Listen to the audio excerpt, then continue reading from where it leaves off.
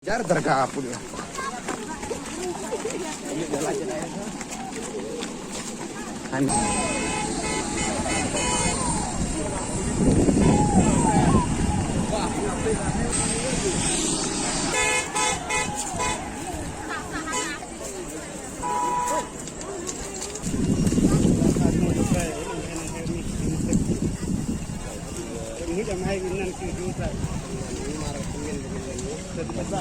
Wahai nang kuntung dalam sir.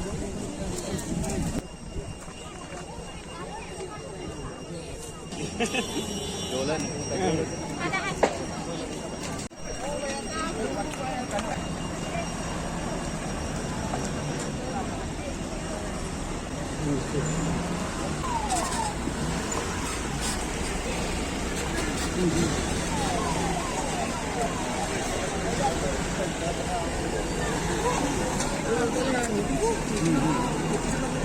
Jangan bikin yang ada hotel. Jangan nak di sana itu orang. Saya bikin apa yang terus komen dapat.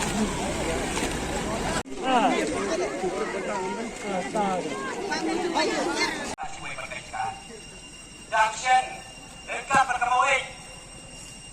La sanction berbahaya di surat hafal nongstoin. Hafal kesal nongstoin. Bukan baik ke. Kabakta yang dikatwei di shnong hafal nongstoin. Ngapain dia surat maweit? Kasurat maweit. Lagi yang kita kasih nongstoin. Bang rakhe kerpang nagupta mantri akan kemauan rim. Lemda kimya ai katakan tika mon tika deng nagapenta jonga kamu kaneka surap wat nomut inyo takabasuk. Namar ngatip pa habang ngayon leti akan kaneka surap nongstoin maweit bat karengdo hahim ngatingku cinge kababon ba abang ngayon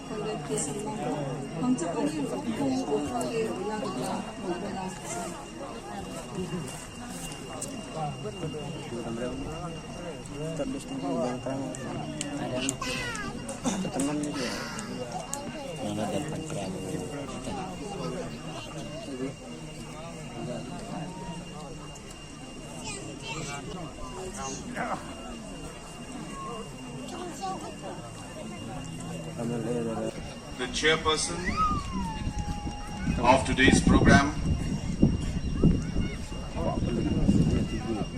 my dear friend and my colleague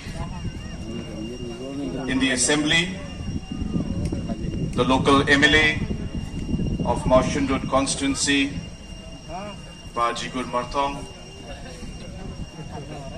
my dear friend and the local MLA of Nongstoin constituency, Macmillan Parsat,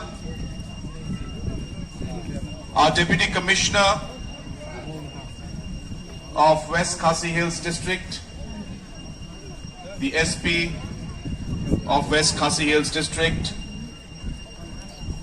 our Superintending Engineer of PWD Western Circle, on the behalf of the National People's Party, Maweit, on the behalf of the people of Maweit area, I take this opportunity to express our sincere thanks to Honorable Chief Minister Conrad Sangma.